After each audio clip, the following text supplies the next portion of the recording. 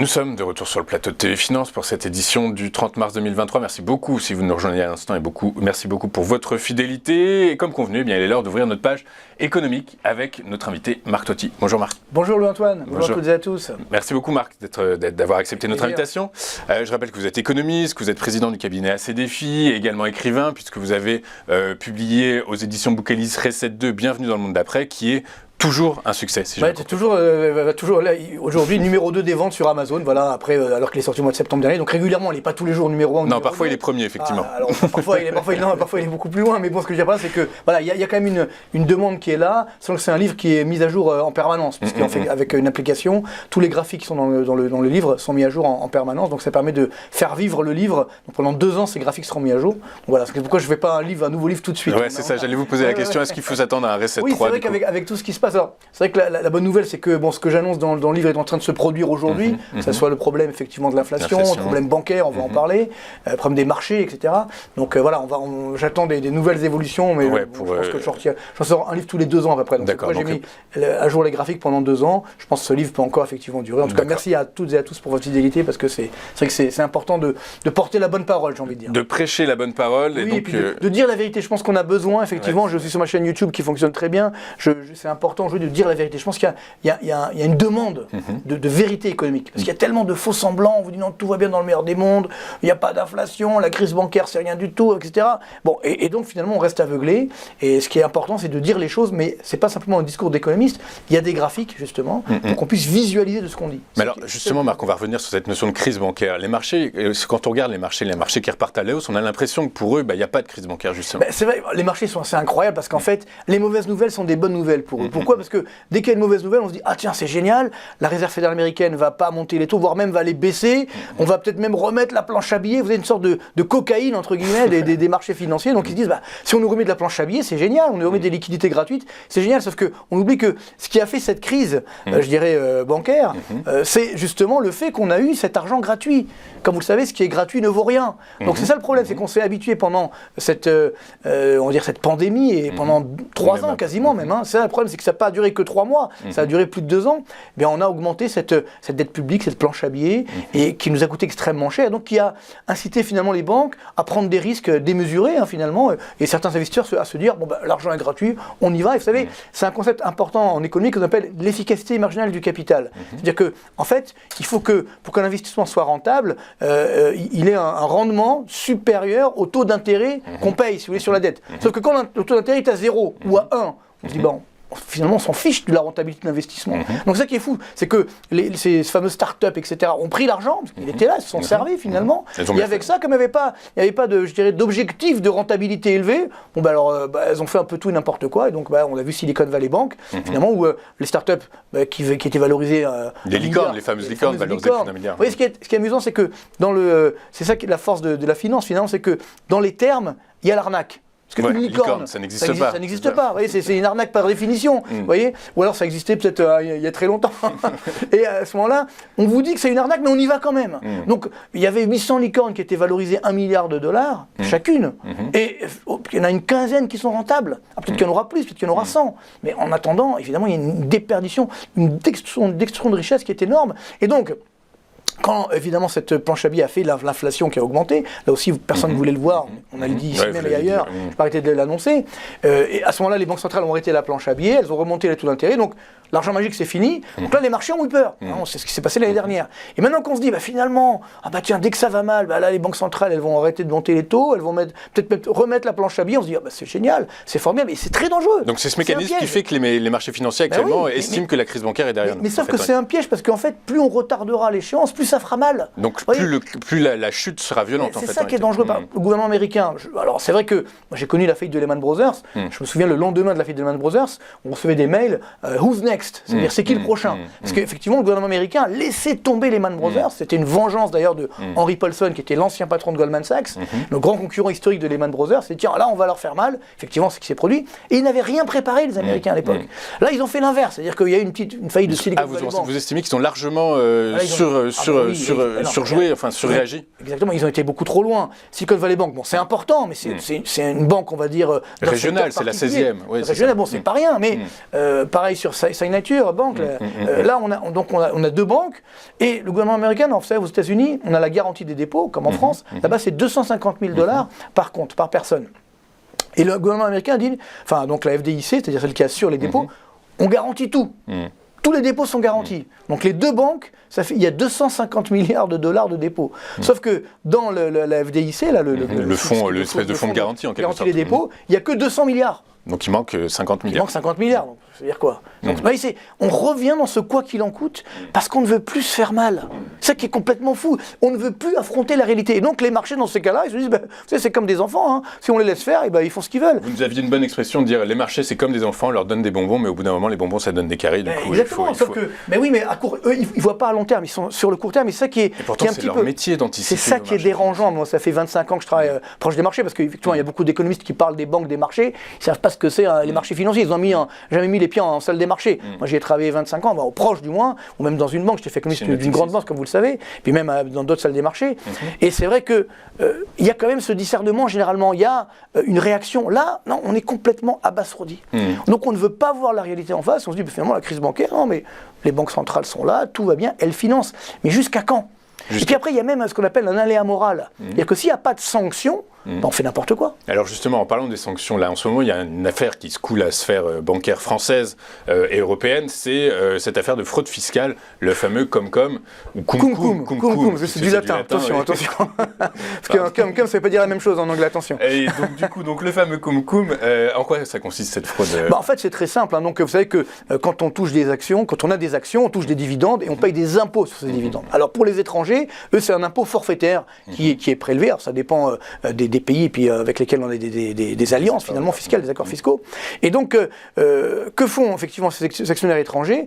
Juste avant que le dividende soit versé, elles transfèrent ces actions dans une banque française qui, elle, ne paye pas l'impôt sur les dividendes. Donc on verse les dividendes. Une fois que les dividendes sont versés, donc sans payer d'impôt dessus, et bien ensuite la banque retourne ces actions à l'actionnaire étranger, c'est important, non résident, qui lui donc récupère l'action plus le dividende. Alors après, il y a une commission, ou alors la banque va se partager avec le client les... inférieur au taux d'imposition. Évidemment, ils vont se partager évidemment les gains. Et donc, c'est ça qui est complètement fou, c'est qu'on a une situation où, aujourd'hui, alors le problème c'est que c'est un vide juridique. Et ça a duré 20 ans surtout. Oui, non, mais le problème c'est que c'est pas, encore une fois, c'est ce qu'on appelle de l'évasion fiscale. C'est-à-dire que si effectivement le client le fait de lui-même, il a cette idée-là, il le fait. Là où ça devient dangereux, c'est si c'est industrialisé. Ouais, c'est vendu, c'est proposé comme un service. Si la banque dit écoutez, j'ai un moyen pour ne pas payer d'impôt sur les dividendes, alors là, c'est là où il y a une enquête. Potentiellement, il pourrait se faire taper sur la dent. On va voir. Sauf que faut pas non plus exagérer. Je veux dire, l'impact ça peut avoir sur les banques, puisque la plus grosse amende qu'on a eue en France, c'est la banque UBS, qui avait eu 1,8 milliard d'amende pour c'était pas tout à fait la même chose, mais c'était ce type de fraude, entre guillemets, enfin du moins une fraude fiscale. Et donc à partir de là, là on voit, même si ça coûte 2-3 milliards éventuellement d'euros, globalement, si on prend BNP Paribas, ils ont 3 000 milliards d'euros d'actifs. Donc ça ne va pas mettre en péril la banque. Par contre, c'est vrai que ça va casser un petit peu la crédibilité. La confiance. Et ça, c'est dangereux parce que, je pense surtout à la Société Générale qui a un petit peu souffert ces dernières années, ces derniers mois également. Donc là, ça peut, non pas la mettre en faillite, mais ça peut un petit peu détériorer son cours de bourse. C'est ce qui est déjà le cas, en tout cas. C'est déjà le cas. Donc ça, et donc, encore une fois, je le dis souvent, c'est que les crises sont des phases d'opportunité. Donc les crises bancaires, les faillites bancaires, c'est pas nouveau. Il y en a eu, il y en aura encore. Simplement, souvent, il y a des rachats. C'est-à-dire que des banques, on va dire, fragilisées. Donc en fait, potentiellement, le scénario de sortie, Société Générale pourrait se faire racheter. Par exemple, je me souviens, il y a très longtemps, il y avait cet accord entre BNP Paribas et Société Générale. Ils voulaient faire une très grande banque. Ça n'a pas fonctionné à l'époque. Pourquoi pas, ça pourrait revenir aujourd'hui ou avec une autre banque, on ne sait pas. Mais ce que je veux dire par là, c'est que le problème d'une faillite bancaire, c'est si je n'étais pas préparé. Si on laisse la banque faire faillite et on laisse tous les dommages collatéraux, comme on a fait avec Lehman Brothers en 2008. Si effectivement il y a une faillite de banque parce qu'elle a fait des mauvais choix stratégiques et que derrière cette banque est rachetée proprement, va-t-on dire. Pas de turbulence, a priori. Globalement, ça assainit le marché. Alors par contre, avec pour l'emploi dans les banques, là c'est un peu compliqué parce que quand il y a une fusion de banques. Oui, c'est ça. Il y a des synergies, notamment sur l'emploi. Donc là, ça peut être un petit peu dangereux. Mais sinon, c'est vrai que bon, le problème c'est qu'on voilà, on veut plus affronter la réalité. On dit là, une faillite de banque, quelle horreur. Vous voyez, c'est comme pendant le coronavirus, en France, il y avait tellement d'aides que finalement même les entreprises qui devaient faire faillite ne faisaient pas faillite. Mais alors justement, sur ce chapitre, Marc, merci beaucoup pour la transition toute trouvée. 9% en 2020, 6,5% en 2021, 4,7% en 2022, c'est le niveau de déficit public français rapporté au PIB. Ça baisse, est-ce que c'est une bonne nouvelle? Oui, alors potentiellement c'est une bonne nouvelle, mais après le problème c'est qu'il faut voir d'où ça vient. Et d'où ça vient? Et d'où ça vient, c'est que là par contre ce ne sont pas des bonnes nouvelles. C'est-à-dire qu'en fait, on voit les chiffres de 2022, et bien normalement on peut attendre quand le déficit baisse, ça veut dire qu'on fait moins de dépenses, et éventuellement plus de recettes. Plus de recettes, ou du moins de recettes, c'est-à-dire sans augmenter l'impôt. Là ce qui se passe c'est qu'on a eu, les dépenses ont augmenté, plus 4%. Oui. Et sauf que les impôts ont augmenté également de plus 8%. D'accord, ok. Vous vous rendez compte? Donc c'est pourquoi ce déficit public a tendance à baisser. Alors il y a également, je dirais, un artifice au travers des comptes sociaux, de la sécurité sociale. Justement, finalement, c'est pas si mauvais que ça, parce qu'il y a eu des remboursements de dettes, etc. Tout à l'heure, j'en parlerai peut-être. Oui, puisque le compte, justement, a priori, il est ressorti positif, ce compte de la sécurité sociale. Exactement, parce qu'il y a eu des remboursements de dettes notamment, mais ça, c'est un fusil à un coup. C'est-à-dire, c'est généralement au 4e trimestre, et après, ensuite, la dette repartira à la hausse. Donc, on a eu cette baisse du déficit en 2022, mais attention, ça qui est complètement fou. À la fois, la dépense publique a augmenté. Souvent, je dis, parce qu'on me dit comment faire pour baisser la dépense publique. Je dis par exemple, les dépenses de fonctionnement, on peut les réduire. Mais là, on les a augmentées de plus de 5%. Plus de 22 milliards d'euros d'augmentation des dépenses de fonctionnement. C'est gigantesque. C'est quoi? C'est dans les administrations, en gros. Oui, les administrations. Donc, alors, encore une fois, ça veut dire que c'est pas de l'investissement. Ouais, c'est ça. Et alors, ce qui est fou, c'est quand on dit ça, et pourtant, les Français se plaignent de la qualité des services publics. Donc, on se dit, où va l'argent? Sachant qu'on a, aujourd'hui, on a les chiffres, hein, le poids de la dépense publique par rapport au PIB en France, c'est 58,1%. Numéro 1 au monde. Plus de la moitié. Et dans le même temps, on a eu cette augmentation donc, des impôts, et ce qui fait qu'on a le poids des prélèvements obligatoires en France, donc 45,3%, c'est un sommet historique. Ça, c'est aux normes INSEE, parce que quand on aura les normes Eurostat bientôt, ça va monter à 48-49%. C'est le niveau le plus élevé en Europe, ou des pays de l'OCDE, c'est le plus élevé? Dans le monde, d'accord. Dans le monde, bien sûr. Donc tout le problème est là. Alors des fois, on est à niveau égal avec le Danemark, mais là, je vous assure, on sera numéro 1. Ça n'est pas le problème. C'est par là, c'est que le problème, c'est quoi? C'est que, encore une fois, c'est bien beau de baisser le déficit, mais si c'est pour augmenter les impôts, quel est l'enjeu? Vous voyez? Donc là aussi, on voit que l'État a profité également de l'inflation. Puisque si on prend les recettes de TVA qui ont flambé, parce que justement, comme les prix ont augmenté, l'État a ponctionné sur une part qui était plus élevée. Donc ça a augmenté ses recettes. Alors que si on voulait donner du pouvoir d'achat, ce serait justement le moment de baisser les impôts. Justement, il faudrait faire exactement l'inverse. Malheureusement, ce n'est pas ce qui se produit. Et est-ce qu'en 2023, qu'est-ce qu'il faut attendre pour 2023? Est-ce qu'il faut craindre le fait? Alors, récemment est sortie une statistique, les PGE qui ont été accordés à hauteur de 143 milliards, il y a 100 milliards encore qui doivent être remboursés, et dans le même temps, en parallèle, on explique qu'en 2023, ce sera l'année des défaillances d'entreprises. Une grande majorité a souscrit des PGE. Est-ce qu'il faut craindre qu'il y ait un non-remboursement des PGE? Oui, malheureusement. Et que ça impacte le déficit public. Il faut être très honnête. C'est-à-dire qu'aujourd'hui, on a une situation où donc beaucoup d'entreprises, donc entre guillemets, on ne les a pas laissées faire faillite. Donc, ce sont des entreprises zombies. C'est-à-dire elles étaient mortes, mais avec toutes les aides, elles continuent d'exister. Et donc maintenant, ça arrive. Et ce le problème, c'est pourcentage... que ces entreprises zombies, elles entraînent les entreprises normales. C'est comme dans un film de zombies, si vous voulez. C'est ça le problème. C'est que le danger, c'est que même les entreprises qui auraient dû s'en sortir, maintenant, elles vont également tomber. Elles vont tomber de façon peut-être injuste. Tout ça parce qu'on a distribué l'argent un peu n'importe comment pendant ces 3 dernières années. C'est ça. C'est ça le problème en fait. Et donc on va avoir malheureusement des effets d'entreprise, on le voit déjà, les chiffres sont énormes, alors on a un effet de rattrapage, ça va durer en 2023. Et donc, ce que vous avez dit, c'est que si on a des défaillances d'entreprise, ça veut dire que les PGE vont pas être remboursés, et donc je vous rappelle que c'est l'État qui doit les garantir. C'est ça, donc en fait, puisqu'on est toujours sur le sujet du déficit public, en fait. À 90%, donc l'État va devoir payer. Parallèlement, on voit bien, le quoi qu'il en coûte, il continue, on fait des chèques en veux-tu, en voilà, et à partir de là, la récession est en train d'arriver, on a quand même une situation économique qui est très très fragile, on est aux croissances autour des zéros. Alors c'est que là, la Banque de France a dit ouais, on va aller à 0,6. Bon, si on prenait toutes les prévisions de la Banque de France, on aurait dû avoir 2% d'inflation l'année dernière. Vous voyez, donc c'est pour vous dire. Hein, l'INSEE aussi qui dit qu'à pareil. Non, mais fin juin, on devrait être le problème, je fais des prix. prévisions depuis 25 ans. Je sais comment ça se passe. C'est que très souvent, malheureusement, quand on fait des prévisions, certains, du moins, c'est pas ce que je fais, mais certains, ils ont tendance à prendre un petit peu, voilà, les évolutions passées, et puis à les rétropoler, à les extrapoler, pour justement dire voilà, il va y avoir une phase de correction, etc. Bon. Encore une fois, il faut regarder la réalité en face. Bon, il y a beaucoup d'impondérables également, mais ce qui est sûr, c'est que, économiquement parlant, on a eu l'indicateur de confiance des ménagères, par exemple. On va en parler. où on voit que effectivement ça nettement... Ça se dégrade. Effectivement, l'indicateur de confiance des ménages se dégrade. Il y a toujours cette perspective à 12 mois de l'inflation, de baisse de l'inflation, qui est le seul aspect positif dans l'ensemble de ce sondage. Du coup, alors effectivement, sur cette notion de confiance des ménages, Marc, dans quelle mesure ça contribue à la volatilité du PIB? Est-ce que c'est juste un indice de précaution ou est-ce que finalement, oui, c'est un impact? Alors, il y a deux choses. L'indicateur INSEE de confiance des ménages qui est quasiment sur des plus bas historiques. Ouais. On a fait plus bas donc au mois de novembre dernier, octobre-novembre dernier, au pic de l'inflation et pendant les attentats. Alors, sinon, on n'a jamais, même pendant le Covid-19, je crois que c'était la fin du monde, l'indicateur de confiance était plus élevé qu'aujourd'hui. C'est pour vous dire, l'État. Et alors, il y a dans le détail de l'enquête, là où les ménages sont le plus inquiets, entre guillemets, c'est sur la perception de leur pouvoir d'achat. Donc l'indicateur de pouvoir d'achat, tenez-vous bien, des ménages français dans l'enquête INSEE, donc c'est sérieux normalement, est toujours en plus bas historique. Et donc ça veut dire l'enquête existe depuis 1972, les Français n'ont jamais eu un pouvoir d'achat aussi faible. Selon cette enquête.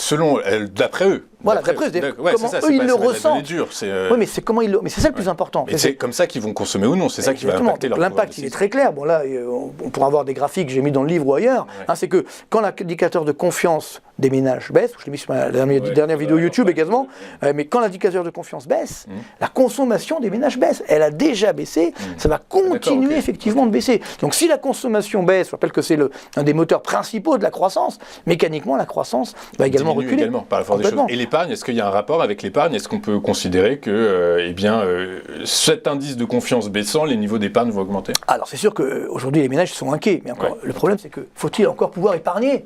Parce que bien entendu, si on a de l'épargne, tant mieux, j'ai envie de dire. Alors on voit le livret A qui flambe.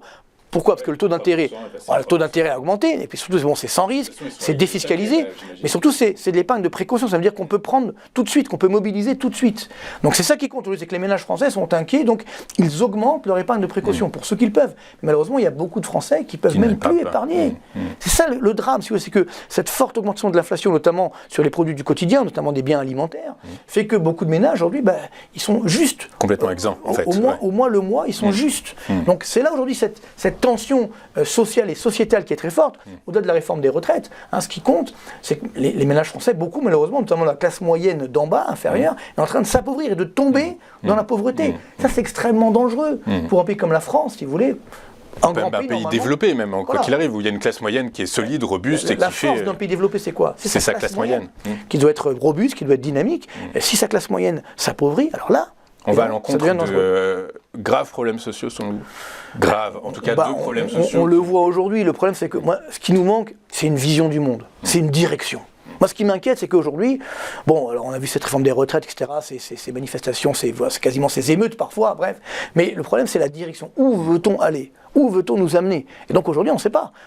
Et moi, selon moi, je le recommande depuis des années, il faut baisser effectivement la pression fiscale qui pèse sur les ménages, qui pèse sur les entreprises, pour redonner du pouvoir d'achat, pour redonner de la confiance également. Mais il faudrait également baisser certaines dépenses publiques, notamment de fonctionnement, et là, on fait exactement l'inverse. Donc ça qui m'inquiète, si vous voulez, c'est qu'on fait exactement l'inverse de ce qu'il faudrait faire pour relancer l'économie française sur le bon chemin, va-t-on dire. Donc là, je ne sais pas comment on va gérer, parce que c'est comme pour les banques, l'important c'est la confiance.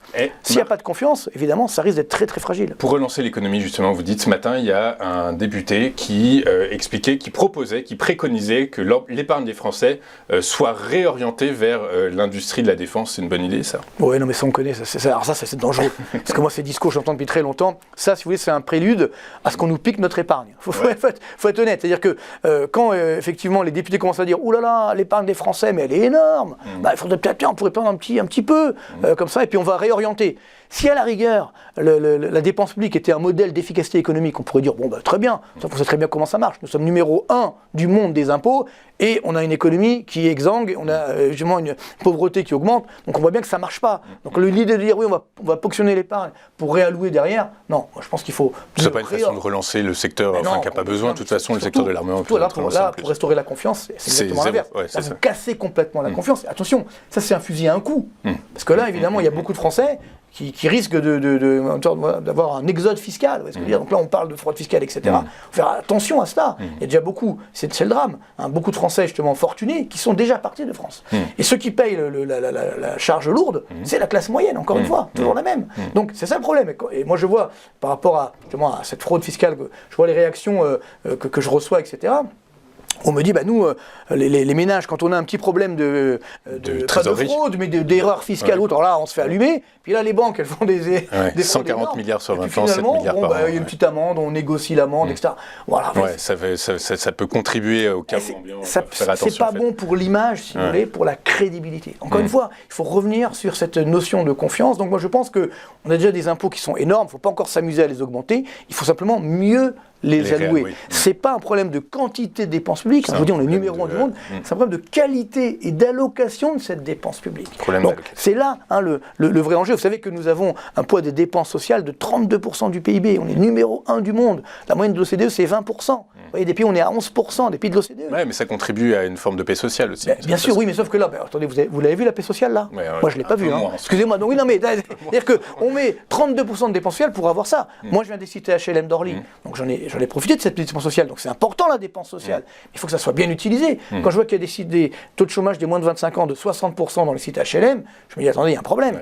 On met des moyens énormes, mais ça va pas où il faut. Ça va pas où il faut. Et donc c'est ça tout l'enjeu, c'est là où je parlais du modèle de société qu'on veut pour l'avenir, pour nos enfants, qui doit donc mettre le travail en avant. Parce que c'est comme ça qu'on crée la richesse, c'est au travers du travail. C'est pas compliqué, la richesse elle tourne pas du ciel. Et donc c'est vrai que ce coronavirus, ça nous a fait très mal parce qu'il a justement montré qu'on pouvait avoir l'argent gratuit. Et donc là on se dit voilà, on a dépensé 580 milliards d'euros sur de dette publique en 3 ans. L'argent existe, l'argent est là. Mais non, parce que cette dette, on la donne à nos enfants, malheureusement.